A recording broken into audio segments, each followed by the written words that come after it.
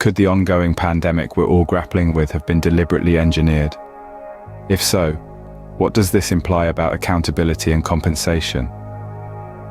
These are just a few of the thought-provoking questions that a recent study by British Professor Angus Dalgleish and Norwegian scientist Dr. Birger Sørensen has sparked. Their study, which has certainly caused a stir, claims to have evidence that Chinese scientists created COVID-19 in a lab and then attempted to make it seem as if it had evolved naturally from bats. The key piece of evidence? A unique row of 4 amino acids that give off a positive charge and bond to negative human cells. This, according to the researchers, indicates the virus could have been manipulated. Dalgleish and Sørensen's research also brings to light the controversial practice of gain-of-function experiments.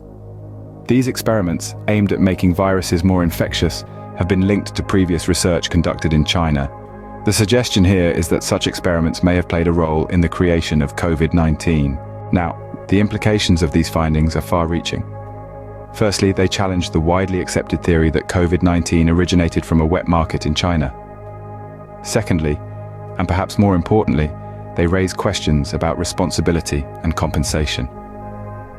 If it's proven that the virus was indeed engineered, who holds the burden of accountability?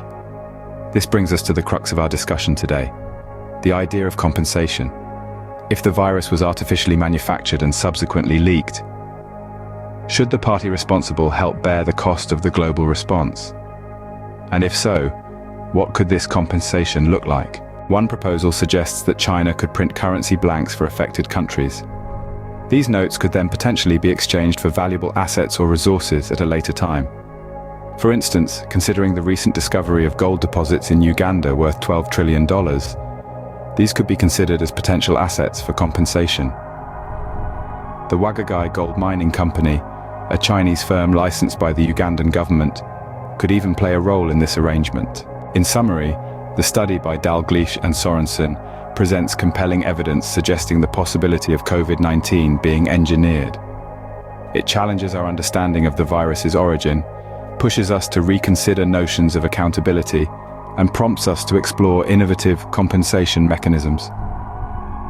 As we continue to grapple with the impacts of this devastating pandemic, these discussions are not only timely, but also crucial in shaping our collective response.